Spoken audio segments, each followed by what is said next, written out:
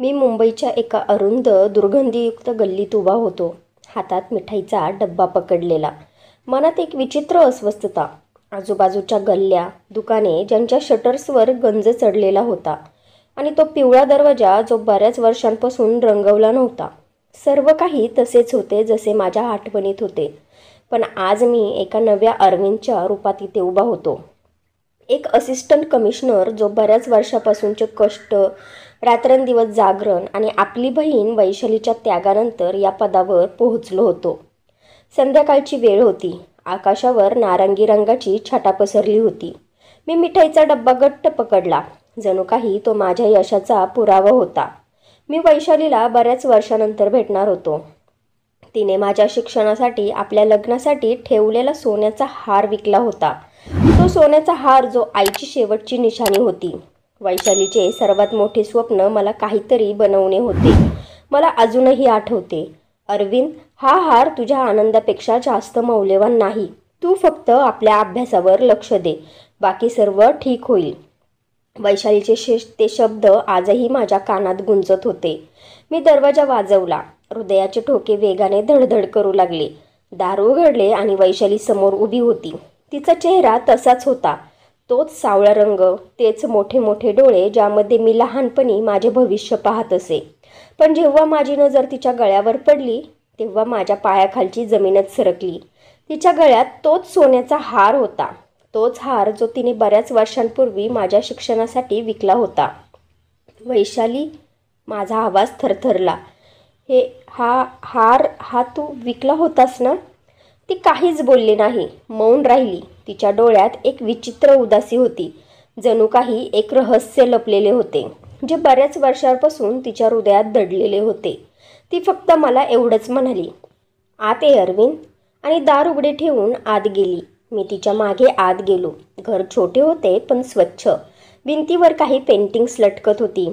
एका कोपऱ्यात एक छोटा टेबल होता ज्यावर पुस्तके ठेवली होती आणि एका भिंतीवर वैशालीचा जुना फोटो लावला होता. तो फोटो तिच्या साखरपुड्याचा होता. त्या फोटोमध्ये तो हार तिच्या गळ्यात चमकत होता. खोलीत एक जुना पलंग होता आणि त्याच्यावर एक पातळ गादी होती. सगळं काही साधं होतं, परंतु वैशालीच्या कष्टाचा पुरावा देत होतं. वैशाली, हा हार कसा काय? मी पुन्हा विचारलं. माझ्या आवाजात आश्चर्य आणि वेदना मिसळलेल्या होत्या. ती एका खुर्चीवर बसली आणि मला बसण्याचा इशारा केला. मिठाईचा डब्बा अजूनही माझ्या हातातच होता, पण माझी नजर त्या हारावरच होती. ती हसली, पण तिचे हसणे खोटे होते. बस अरविंद, मी तुला सर्व काही सांगते. मी इंदोरच्या एका छोट्याशा वस्तीतला मुलगा होतो. आमचे घर 2 खोल्यांचे होते, जिथे 4 भावंड, वैशाली, मी, शिखा आणि मनीष आणि आईवडील राहायचो. वडील एक दुकानदार होते, जे वस्तीतल्या एका छोट्याशा दुकानात बेकरीचे सामान विकायचे. सकाळपासून संध्याकाळपर्यंत दुकानातच बसायचे. पण उत्पन्न इतके नव्हते की आमचे स्वप्न पूर्ण होऊ शकेल. आई घर सांभाळायची, पण तिची कंबर नेहमी वेदनेने झुकलेली असायची. ती अनेकदा रात्री आमच्यासाठी देवाजवळ प्रार्थना करायची आणि वैशालीसुद्धा तिच्यासोबत आमच्या उज्ज्वल भविष्यासाठी प्रार्थना करत असायची. वैशाली आमच्या सर्वांमध्ये सर्वात मोठी होती.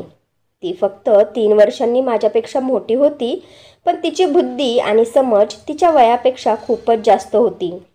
जेव्हा मी लहान होतो, ती माझी सर्वात मोठी आधारस्तंभ होती. ती रात्रंदिवस जागून मला शिकवायची. माझ्या पुस्तकांसाठी ती स्वतःच्या इच्छा दडपायची. अरविंद, तू शिकून मोठा माणूस होणार आहेस, ती नेहमी म्हणायची. तिच्या डोळ्यात एक चमक असायची. जणू काही माझे यश ती स्वतःचे स्वप्न समजायची. जेव्हा मी हायस्कूलमध्ये होतो तेव्हा बाबांना हृदयविकाराचा झटका आला. ते 3 दिवस हॉस्पिटलच्या खाटेवर पडून होते आणि मी आणि वैशाली प्रत्येक रात्री हॉस्पिटलच्या बाहेर बसून त्यांच्या चांगल्या तब्येतीसाठी प्रार्थना करत बसायचो.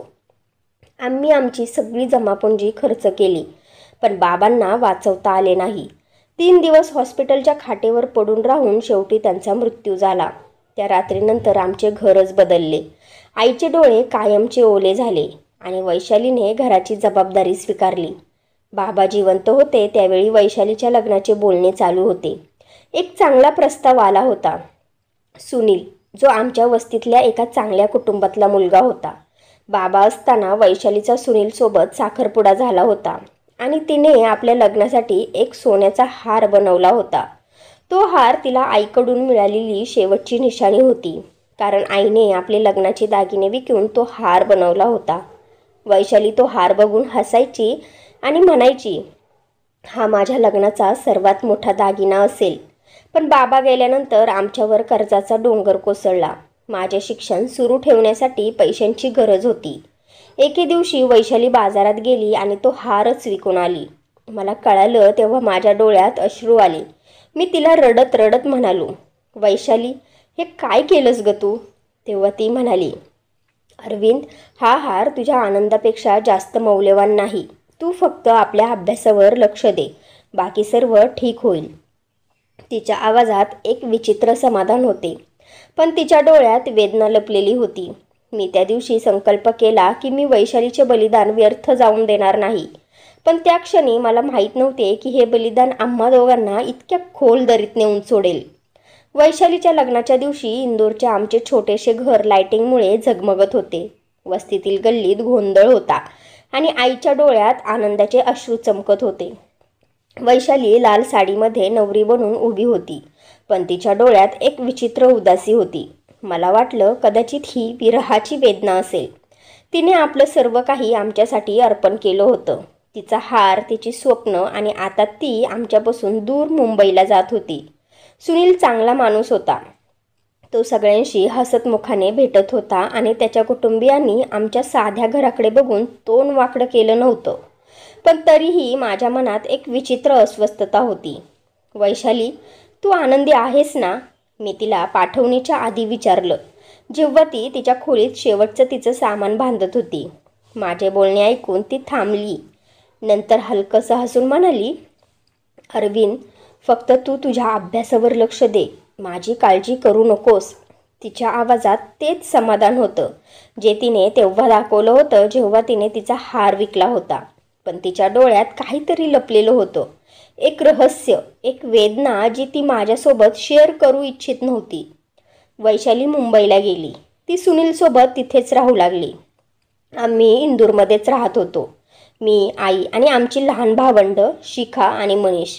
माझा अभ्यास चालू राहिला, पण वैशालीशी संपर्क कमी होत गेला. सुरुवातीला ती आठवड्यातून एकदा फोन करायची. तिच्या आवाजात एक खोटी उत्साहता होती, जणू काही ती आम्हाला आनंदी दाखवू इच्छित होती.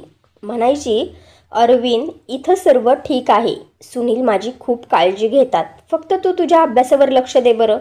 पण कालांतराने तिचे फोनच कमी होत गेले आणि तिच्या आवाजातला जुना उत्साह नाहीसा झाला. एके दिवशी आईनं मला सांगितलं, अरविंद, वैशालीच्या सासरच्यांनी तिला टोमणे मारायला सुरुवात केली. ती म्हणतात की ती काही हुंडाच घेऊन आली नाही. सुनीलची आई आणि बहीण तिला दररोज घालून पाडून बोलतात. आईचं हे बोलणं ऐकून माझं हृदय थिजलं. वैशालीने आमच्यासाठी आपलं सर्व काही गमावलं होतं आणि आता ती त्याची किंमत भरत होती. मी वैशालीला फोन केला, वैशाली, तू ठीक आहेस ना? काही चुकीचं होत असेल तर मला सांग. ती हसली, पण तिचं हसू खोटं होतं. मला म्हणाली, हो अरविंद, थोडेसे वादविवाद होतात. सासरी तर अशा गोष्टी चालूच असतात. तू काळजी करू नकोस. तू तुझ्या अभ्यासावर लक्ष दे. पण मला वाटत होतं की ती काहीतरी लपवत आहे.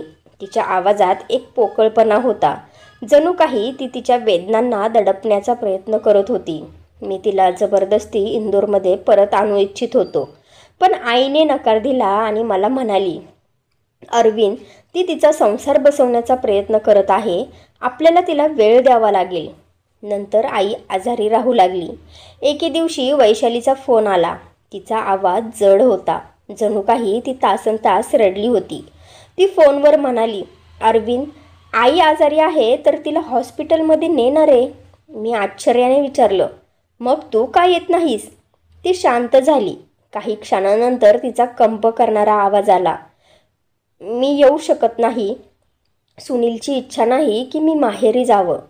मी आईला हॉस्पिटलमध्ये नेलं होतं, पण त्या दिवशी मला प्रथमच जाणवलं की वैशालीचं जीवन तसं नव्हतं जसं ती आम्हाला सांगत होती. नंतर आईचा आजार वाढत गेला. खूप दवाखाने झाले. आम्ही तिला चांगल्या हॉस्पिटलमध्ये नेण्यासाठी कर्जही काढलं. वैशाली फोनवर संपर्कात राहायची, पण ती इंदूरमध्ये आली नाही. मी तिच्यावर रागवलो होतो, पण तिच्या मौनातून मला जाणवत होते की तिचा नाईलाज आहे. 1 वर्षानंतर एके दिवशी आई आम्हाला कायमचं सोडून गेली. त्या रात्री जेव्हा आम्ही आईच्या अंत्यसंस्काराची तयारी करत होतो, मी वैशालीला फोन केला आणि तिला रडत म्हणालो, वैशाली, आई कायमचं सोडून गेली ग. तू ये, फक्त एकदा तरी ये ना ग. तिच्या आवाजात एक अपयश होतं. ती म्हणाली, अरविंद, मी येऊ शकत नाही. सुनील मान्य करत नाही. ते मला नाही पाठवत तिकडे.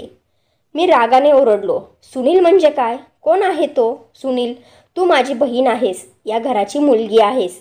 तुझी आई गेली आहे, ते काही नाही, तू येणार आहेस. माझे बोलणे पूर्ण होण्याअगोदरच वैशालीने फोन कट केला. ती आईच्या 10व्याला आणि 13व्याला सुद्धा आली नाही. त्या दिवसानंतर वैशालीशी माझा संपर्क जवळजवळ संपलाच होता. शिखा आणि मनीष अजूनही लहान होते आणि मी घराची जबाबदारी स्वीकारली. दिवस रात्र अभ्यास केला आणि छोट्या मोठ्या नोकऱ्यांमध्ये स्वतःला झोकून दिले. मी एका छोट्याशा ऑफिसमध्ये क्लार्क झालो, पण माझे स्वप्न मोठे होते. मला CS ची परीक्षा द्यायची होती. रात्री जेव्हा सर्वजण झोपायचे, मी माझ्या पुस्तकांसोबत बसायचो. वैशालीचे शब्द माझ्या कानात गुंजायचे, तू शिक अरविंद, शिक, बाकी सर्व ठीक होईल. तिचे बलिदान माझ्यासाठी एक अग्नी होता जो मला पुढे ढकलत होता, पण त्यासोबत एक वेदनाही होती. वैशालीचे मौन, तिचे आमच्यापासून लांब होणे आणि ते रहस्य जे ती माझ्यापासून लपवत होती. बऱ्याच वर्षानंतर जेव्हा मी CS ची परीक्षा उत्तीर्ण केली आणि मला असिस्टंट कमिशनर म्हणून नियुक्तीचे पत्र मिळाले, तेव्हा माझ्या डोळ्यात अश्रू आले. मी सर्वप्रथम वैशालीला फोन केला, पण तिचा नंबर बंद होता. मी विचार केला की आता मी या पदावर पोहोचलोच आहे, तर का नाही मी स्वतः मुंबईला जाऊन तिला माझ्या यशाची बातमी देऊ. मी मिठाईचा डब्बा खरेदी केला आणि मुंबईसाठी बस पकडली. संपूर्ण रस्त्यात भूतकाळातील आठवणी माझ्यासोबत होत्या. वैशालीचे हसणे, तिचा त्याग आणि तो सोन्याचा हार जो तिने माझ्यासाठी विकला होता. बसच्या खिडकीतून बाहेर पाहताना मी विचार केला की कदाचित आता सगळं काही ठीक होईल, परंतु मला माहीत नव्हतं की वैशालीच्या घरी पोहोचल्यानंतर जे सत्य माझ्यासमोर येईल, माझ्या मनाला तोडून टाकेल.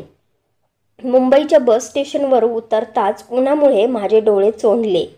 हवेत विचित्र सुगंध आणि आजूबाजूच्या गल्लीमधून गाड्यांचे हॉर्न आणि रिक्षांचा आवाज येत होता. मी मिठाईचा डब्बा जोरात पकडला, जसं काय तो माझ्या यशाचा पुरावा होता. वैशालीसोबत खूप वर्षांनी भेट होणार होती आणि माझ्या मनात एक विचित्र उत्साह होता. मी असिस्टंट कमिशनर बनलो होतो. ते स्वप्न ज्याला वैशालीने माझ्यासाठी पाहिले होते, जे तिने आपल्या सोन्याचा हार विकून पूर्ण केले होते. मला तिला सांगायचे होते की तिचा त्याग व्यर्थ गेला नाही, परंतु मन म्हणत होते की काहीतरी चुकीचं आहे. वैशालीचा पत्ता माझ्या लक्षात होता. ती मुंबईच्या एका जुन्या परिसरात एका अरुंद गल्लीमध्ये राहत होती. बसमधून उतरून मी एक रिक्षा केली. रिक्षावाल्याने जेव्हा पत्ता विचारला तेव्हा मी वैशालीचा जुना पत्ता सांगितला. तेव्हा तो रिक्षावाला म्हणाला, दादा, ती जागा तर खूप जुनी आहे. तिथे जास्त करून स्वस्तातले भाड्याचे फ्लॅट आहेत. मी त्याच्या बोलण्यावर मान हलवली, परंतु माझे लक्ष दुसरीकडे होते. वैशालीसोबत शेवटचे बोलणे झाले होते जेव्हा आई हे जग सोडून गेली होती. तेव्हा तिच्या आवाजात एक असा तुटकपणा होता जो वर्षांपासून माझ्या मनाला टोचत होता. रिक्षा गल्लीतल्या वळणावर थांबली. मी पाहिले तोच पिवळा दरवाजा जो बऱ्याच वर्षांपासून रंगवला नव्हता. दरवाजाजवळ एक छोटासा दुकानदार बसून सिगारेट पीत होता. त्यांनी मला पाहून विचारले, कोण तुम्ही? कोण हवे आहे? मी विचारले, वैशाली आणि सुनील कुठे राहतात? त्याने माझ्याकडे एक विचित्र नजरेने पाहिले आणि म्हणाला, ओ वैशाली, ती तर वरच्या फ्लॅटमध्ये राहते, एकटीच राहते. माझे हृदय धडधड करू लागले. मी विचारले, मग तिचे पती सुनील कुठे आहेत? तो हसला आणि म्हणाला, सुनील, तो तर कधीच कुठेतरी निघून गेला आहे. वैशाली तर जवळजवळ 2 वर्षांपासून एकटीच राहते. माझ्या हातातला मिठाईचा डब्बा पडता पडता वाचला. वैशाली एकटी होती? सुनील कुठे गेला? तिने मला कधीच काहीच का नाही सांगितले? मी स्वतःला सांभाळले आणि पायऱ्या चढून फ्लॅटपर्यंत पोहोचलो. दरवाजा वाजवला. हृदयाचे ठोके वाढले होते. बस अरविंद, मी तुला सगळं काही सांगते. वैशालीने सांगितले की तुला आठवतंय, जेव्हा माझं लग्न ठरलं होतं तेव्हा बाबा होते. तेव्हा माझा साखरपुडा झाला होता आणि तेव्हाच मला आईने सोन्याचा हार केला होता. पण जसे बाबा गेले आणि तुझ्या शिक्षणासाठी मी तो हार विकला, तेव्हापासूनच मला सासू आणि नणंद फोन करायच्या आणि टचके टोमणे द्यायच्या. त्यांचे वागणे पाहून मला हे लग्न करायचंच नव्हतं. पण तुमच्यासाठी मला हे लग्न करावं लागलं अरविंद, कारण तुझं शिक्षण, शिखामणीचं भविष्य सगळं काही पुढे होते. मला ओझे बनून राहायचे नव्हते, कारण त्यावेळेस आपली परिस्थिती काय होती हे तुला माहिती आहे. सुनील काही बोलत नव्हते, त्यामुळे मला वाटले की चला, नवरा तरी आपल्या बाजूने आहे, तो मला समजून घेईल. लग्नानंतर माझ्या सासरच्या लोकांनी मला कधीच इज्जत दिली नव्हती. सुनील सुरुवातीला चांगला होता, परंतु त्यांच्या आईने आणि बहिणीने त्यांना बदलून टाकले आणि माझ्यावर आरोप लावायची की मी वांज आहे, कारण लग्नाच्या 5 वर्षानंतर सुद्धा त्यांच्या घरात बाळाचा जन्म झाला नाही. प्रत्येक दिवशी टचके टोमणे, प्रत्येक दिवशी बोलणे, तू आमच्या मुलाच्या लायकीचीच नाहीस, तू आमच्या घराला दिलेच काय आहे. सुनील शांत बसायचे, पण त्यांचे शांत बसणे मला अजून आतून तोडत होते. वैशालीचा आवाज थरथर करत होता, पण ती थांबली नाही. पुढे म्हणाली, मग एके दिवशी सुनीलने दुसरे लग्न केले. सुनीलने मला सांगितले की त्यांच्या आईने दुसरे लग्न करण्यासाठी त्यांना मजबूर केले होते, पण सुनीलने कधीच माझी माफी मागितली नाही. वैशालीचे बोलणे ऐकून मला खूपच राग आला होता. मी तिला म्हणालो, वैशाली, तू मला का नाही सांगितले? माझा राग सुनीलवर होता, त्याच्या घरच्यांवर होता आणि कदाचित स्वतःवर सुद्धा, कारण मी माझ्या बहिणीचे दुःख समजू शकलो नाही. वैशालीचा आवाज भरून आला होता. ती पुढे म्हणाली, त्यानंतर सुनीलने त्या स्त्रीला घरी आणलं. मी घरातली सगळी कामं करायचे, जेवण बनवणे, सगळ्यांची कपडे धुवायचे. त्याच्या नव्या बायकोसाठी मी एक मोलकरीणच बनून राहिले. एक दिवस त्याच्या आईने मला स्पष्टपणे सांगितलं, वैशाली, तू आता या घरात अनावश्यक आहेस, तू जाऊन आपल्या भावाकडे राहा. पण अरविंद, मी तुला कसे सांगू? तू त्यावेळी तुझ्या परीक्षेच्या तयारीत होतास. मला तुझ्यावर माझे ओझे टाकायचे नव्हते. ती एकदम थांबली, डोळ्यातलं पाणी पुसत म्हणाली, मग सुनीलने मला हा छोटासा फ्लॅट भाड्याने घेऊन दिला. तो म्हणाला, मी हे तुला शेवटचे देत आहे, यानंतर मी तुला काहीच देऊ शकणार नाही. तुझा आणि माझा संबंध संपला. यानंतर मी इथे एकटीच राहायला लागले. कधी कधी शिखा आणि मनीषला फोन करायचे, पण त्यांना कधी सांगितले नाही की मी एकटी आहे. मला भीती वाटायची की तू माझ्यासाठी तुझं शिक्षण सोडून इकडे येशील. तुझे यश हाच माझ्या आयुष्याचा एकमेव आधार होता. तिच्या आवाजात एक विचित्र वेदना होती, पण तिचे शब्द माझ्या हृदयात खंजिराप्रमाणे खुपले. आणि मग मी त्या हाराविषयी विचारले. माझी नजर अजूनही तिच्या गळ्यावर होती. वैशालीने एक दीर्घ श्वास घेतला. तिच्या डोळ्यात अश्रू चमकले. ती म्हणाली, हा तो हार नाही अरविंद, हा नकली आहे. तसाच सोन्याचा हार सुनीलने आपल्या दुसऱ्या पत्नीसाठी बनवला होता. जेव्हा त्याने मला घटस्फोट दिला, तेव्हा हा नकली हार मला देताना म्हणाला की हा ठेवून घे, कदाचित तुझी काही इज्जत राहील. वैशालीचे बोलणे ऐकून माझे रक्त सळसळले. वैशाली, तू मला का नाही सांगितले काहीच? मी तुझ्यासाठी सर्व काही केले असते. माझा आवाज वाढला होता, पण वैशालीने माझा हात धरला आणि म्हणाली, अरविंद, तुझी यशस्वीता हाच माझ्या आयुष्याचा हेतू होता. जर मी तुला हे सर्व सांगितले असते तर तू स्वतःला कधीच माफ केले नसते. तिच्या डोळ्यात एक विचित्र समाधान होते, पण या समाधानामागे वर्षानुवर्षांच्या वेदना लपलेल्या होत्या. मी त्या रात्री वैशालीच्या फ्लॅटमध्येच राहिलो. ती आता एकटी राहत होती.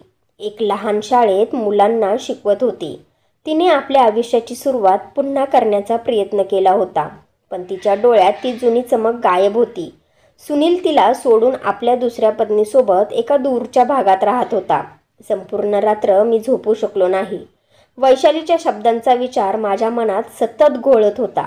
तिने आपले सर्व काही माझ्यासाठी अर्पण केले होते आणि मी तिच्या वेदना समजू शकलो नाही किंवा पाहू शकलो नाही. पण आता मी असिस्टंट कमिशनर होतो. माझ्याकडे सत्ता होती आणि मी निर्णय घेतला होता की सुनील आणि त्याच्या कुटुंबियांना त्याची किंमत मोजावीच लागेल. तो नकली हार जो तिच्या गळ्यात चमकत होता तो माझ्या अपयशाची आठवण करून देत होता. वैशालीने आपले सर्व काही माझ्यासाठी त्याग केले होते. आपला हार, आपली स्वप्न, आपली इज्जत, आणि मी तिचा भाऊ तिच्या वेदना पाहू शकलो नाही. सुनीलने तिला घटस्फोट दिला, तिची निंदा केली आणि हा हार तिच्या तोंडावर मारला जणू काही ती भीक आहे. रागाने माझे रक्त सळसळत होते. सकाळ झाली. वैशाली स्वयंपाकघरात नाश्ता बनवत होती. तिने साधे कपडे परिधान केले होते आणि तेच केस आता पूर्वीसारखे घनदाट नव्हते. वर्षानुवर्षांच्या दुःखाने तिचे तारुण्य कमी झाले होते, पण तिच्या डोळ्यात एक विचित्र समाधान होते. अरविंद, चहा पिणार का? ती एक गोड हास्य करत म्हणाली, जसे काय काल रात्री तिने आपल्या आयुष्यातले सगळ्यात मोठे रहस्य मला सांगितले होते. आपले मन हलके केले होते. मी मान हलवली, पण माझे लक्ष दुसरीकडेच होते. मी तिला म्हणालो, वैशाली, मी तुला पुन्हा पुन्हा विचारतो की तू मला का नाही मला काहीच सांगितले? तू हे एकटी का सहन करत बसली? माझ्या आवाजात राग आणि दुःख होते. ती शांतच राहिली. नंतर तिने चहाचा कप माझ्यासमोर ठेवला आणि म्हणाली, अरविंद, जर मी तुला काही सांगितले असते तर तू तुझा अभ्यासच सोडून दिला असता. हे मला माहिती होते. मग मी एवढे बलिदान दिले, त्याचा काय फायदा झाला असता सांग बरं? मी ओरडून म्हणालो, पण वैशाली, तू तुझे आयुष्य बर्बाद केले आहेस. सुनीलने तुझी फसवणूक केली. तो खोटा हार देऊन तुझी इज्जत काढली आणि तू शांत बसलीस. ती हसली, पण तिच्या हास्यामध्ये एक खोल दुःख होते. ती म्हणाली, अरविंद, इज्जत हार किंवा दागिना नाहीये जे हिसकावून घेईल. इज्जत माझी मेहनत आहे, माझा आत्मसन्मान आहे. सुनील मला घटस्फोट देऊ शकतो, पण माझा आत्मसन्मान हिसकावून घेऊ शकत नाही. वैशालीच्या शब्दांनी मला शांत केले, पण माझ्या मनात एक आग निर्माण झाली होती. मी एक असिस्टंट कमिशनर होतो. माझ्याजवळ ताकद होती आणि मला सुनीलला धडा शिकवायचाच होता. वैशाली, मी सुनीलला सोडणार नाही. तो आणि त्याच्या घरचे तुझे आयुष्य खराब करण्याची शिक्षा नक्कीच भोगतील. वैशालीने माझा हात पकडला. तिचे तळहात खरखरीत होते. वर्षानुवर्षांच्या मेहनतीचा पुरावा देत होते. अरविंद, बदला घेऊन काहीच मिळणार नाही. मी माझे जीवन सांभाळले आहे. तू फक्त तुझ्या आता यशावर गर्व कर. मी तिचे बोलणे मान्य करू शकलो नाही. त्या रात्री वैशाली झोपली होती.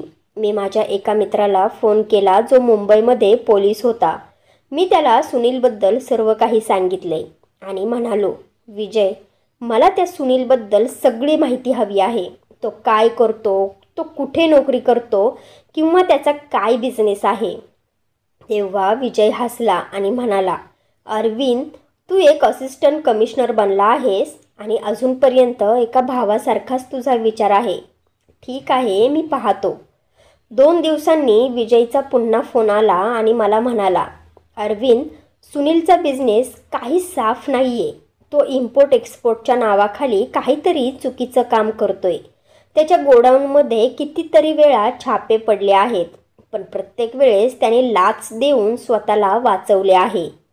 हे ऐकून तर माझी तळपायाची आग मस्तकात गेली. सुनील फक्त वैशालीचा गुन्हेगार नव्हता, तर तो कायद्याचा सुद्धा गुन्हेगार होता. मी विजयला सांगितले की त्याच्या विरोधात एक ठोस इन्क्वायरी चालू कर. कोणतीच लाच किंवा शिफारस चालणार नाही. काही दिवसातच सुनील माझ्या ऑफिसमध्ये उभा होता. तो एक अशक्त माणूस होता ज्याच्या चेहऱ्यावर चमकच राहिली नव्हती. तो हात जोडून माझ्यासमोर उभा होता. मला म्हणत होता, अरविंद, मला माफ कर. मी वैशालीसोबत चुकीचं केलं, पण मला बर्बाद करू नकोस. मी त्याला रागाने पाहिले आणि म्हणालो, तू माझ्या बहिणीचे आयुष्य बर्बाद केलेस, तिला अपमानित केलेस आणि लाच नसल्यागत माझ्याजवळ दया मागतोस. माझे मन म्हणत होते की त्याच्या कानाखाली मारावे, पण मी स्वतःला थांबवले. तो पुढे म्हणाला, अरविंद, मी मान्य करतो की मी चुकी केली आहे, पण माझी दुसरी पत्नी प्रेग्नेंट आहे. जर मी जेलमध्ये गेलो तर तिचे काय होईल? त्याच्या आवाजात खोटी निरागसता होती. त्याचे असे बोलणे ऐकून माझा राग अजूनच भडकला होता. मी म्हणालो, तू वैशालीसोबत जे काही केले त्याचे काय? तू तिला एकटीला सोडून दिलेस, तिच्या इज्जतवर डाग लावलास आणि तुला आता तुझ्या दुसरी पत्नीची चिंता आहे? सुनील शांत बसला. त्याच्या डोळ्यात भीती होती, पण मला त्याच्यावर काहीच दया आली नाही. पण त्या क्षणी मला वैशालीचे बोलणे आठवले. बदला घेऊन काहीच मिळणार नाही. मी एक खोल श्वास घेतला. सुनीलला म्हणालो, तुला कायदाच शिक्षा देईल. तुझी लाच आता कामी येणार नाही. मी त्याला जाऊन दिले, पण त्याच्या विरोधात एन्क्वायरी बंद केली नाही. मला माहिती होते की कायदा आपला रस्ता स्वतः बनवेल. पण त्या दिवशी जेव्हा मी माझ्या फ्लॅटवर आलो, तेव्हा वैशालीचे बोलणे माझ्या मनात फिरत होते. मी हे बरोबर करत होतो का? वैशालीची खरंच इच्छा नव्हती की सुनीलला शिक्षा व्हावी, का तिला स्वतःचे आयुष्य पुन्हा सुरू करायचे होते? दुसऱ्या दिवशी मी वैशालीच्या फ्लॅटवर पुन्हा गेलो. ती स्कूलवरून घरी आली होती आणि चहाचा कप हातात घेऊन बसली होती. मला पाहून ती चिंतित स्वरात म्हणाली, अरविंद, तू ठीक आहेस ना? मी तिच्याकडे पाहिले. तिच्या डोळ्यांमध्ये तीच जुनी चमक होती, जी लहानपणी मला तिच्याकडे खेचत होती. वैशाली, मी सुनीलला शिक्षा करूनच राहणार. त्याने तुझ्यासोबत जे काही केले आहे त्याची किंमत त्याला मोजावीच लागणार. वैशाली शांत बसली आणि मग म्हणाली, अरविंद, जर तू त्याला शिक्षा दिलीस तर काय बदलेल? माझं दुःख परत येणार नाही. मला माझी इज्जत परत मिळणार नाही. आता मी माझे जीवन सांभाळले आहे. तू सुद्धा तुझे जीवन सुखात जग ना. तिच्या बोलण्याने मला झंझोरून टाकले होते, पण माझे मन अजूनही मानतच नव्हते. सुनीलने वैशालीचं आयुष्य बर्बाद केलं होतं आणि त्यामुळेच मी त्याला असे सोडू शकत नव्हतो. वैशालीच्या बोलण्याने माझ्या मनात विचित्र वादळ निर्माण झालं होतं. ती म्हणत होती की बदला घेऊन काहीच मिळणार नाही, पण माझे मन मानायला तयार नव्हते. सुनीलने तिची इज्जत खराब केली होती. तिच्या इज्जतीवर त्याने डाग लावला होता आणि तिला एका खोट्या हारासोबत एकटीला सोडलं होतं. वैशाली खरंच त्या दुःखदायक गोष्टी विसरून पुढे गेली होती का? का तिचा स्वाभिमान होता जो तिला कमजोर होण्यापासून थांबवत होता? मी मुंबईमध्ये अजून काही दिवस राहिलो. वैशालीच्या फ्लॅटमध्ये सकाळ संध्याकाळ तिच्यासोबत वेळ घालवत होतो. ती एका छोट्याशा प्रायव्हेट स्कूलमध्ये शिकवत होती, जिथे गरीब मुलांना शिक्षण दिले जात होते. सकाळी ती लवकर उठायची, आपला साधा नाश्ता करायची आणि स्कूलला जायची. संध्याकाळी जेव्हा परत यायची तेव्हा तिच्या चेहऱ्यावर एक हलकासा थकवा असायचा, परंतु ती हसतच राहायची. मला म्हणायची, अरविंद, ही मुलं माझे आयुष्य आहेत. त्यांना शिकवताना मला वाटते की मला माझे काहीतरी पुन्हा मिळत आहे. एका संध्याकाळी आम्ही दोघे तिच्या फ्लॅटच्या छोट्याशा बाल्कनीत बसलो होतो. मुंबईच्या हवेमध्ये समुद्राचा सुगंध होता आणि दुरून गाड्यांच्या हॉर्नचा आवाज येत होता. मी तिला विचारले, वैशाली, तू खरंच खुश आहेस का? तू सुनीलला माफ केलेस? ती शांत बसली.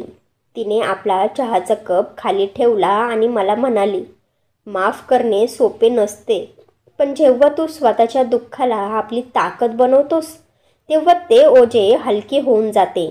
सुनीलने मला सोडले, पण मी स्वतःला पुन्हा बनवले. तिच्या बोलण्यांमध्ये खरापणा होता, पण माझे मन अजूनही व्याकुळ होते. मी तिला म्हणालो, वैशाली, तू पुन्हा इंदोरला का येत नाहीस? शिखा आणि मनीषला सुद्धा तुला भेटायचे आहे. आपण सर्वांनी मिळून पुन्हा एकदा नवीन सुरुवात करूयात. ती हसली आणि म्हणाली, अरविंद, इंदोर माझे घर आहे, पण आता माझे जीवन इथेच आहे. ही मुलं, हे स्कूल आता माझे ध्येय बनले आहे. मी तिचे बोलणे ऐकून मान हलवली, पण मनात एक निर्णय पक्का घेतला होता. वैशालीने आपले जीवन सांभाळले होते, पण मी तिला एकटीला सोडू शकत नव्हतो.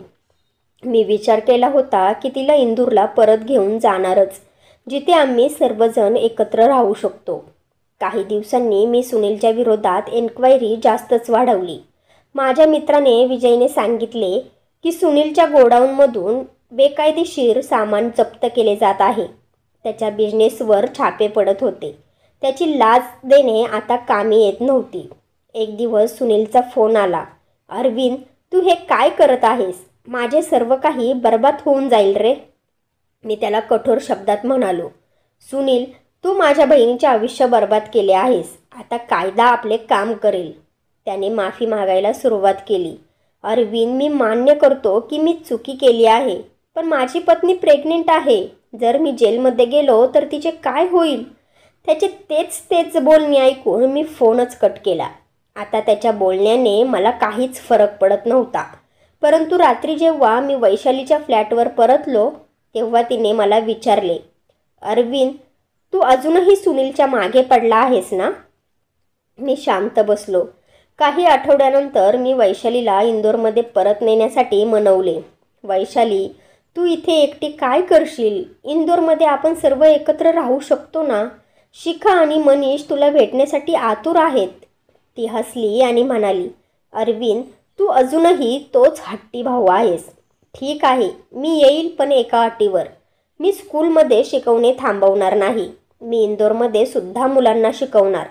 मी हसलो आणि तिचा हात हातात धरला आणि तिला म्हणालो, ठीक आहे वैशाली, तुझी जी इच्छा आहे तेच होईल. इंदोरला येण्याअगोदर मी सुनीलची केस विजयच्या हवाली केली. मी निर्णय घेतला की माझा उद्देश बदलला नव्हता, न्याय होता.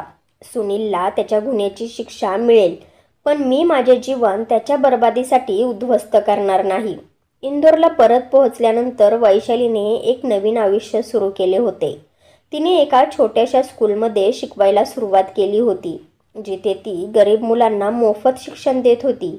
शिखा आणि मनीष तिला पाहून आनंदाने उड्या मारू लागले. शिखा तिला मिठी मारत म्हणाली, वैशाली दीदी, तू परत आलीस? वैशाली तिच्या डोक्यावर हात फिरवत म्हणाली, हो शिखा, आता आपण सर्वजण एकत्र आहोत. इंदोरच्या गल्लीमध्ये एक नवीन दिवस उगवला होता.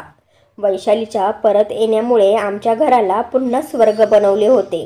शिखा आता कॉलेजमध्ये होती आणि मनीष स्कूलमध्ये शिक्षण घेत होता आणि मी माझ्या नोकरीमध्ये व्यस्त होतो. पण रोज संध्याकाळी आम्ही एकत्र बसत होतो. वैशाली आम्हाला तिच्या स्कूलमधल्या मुलांची गोष्ट सांगायची आणि तिच्या आवाजात एक नवीन चमक होती.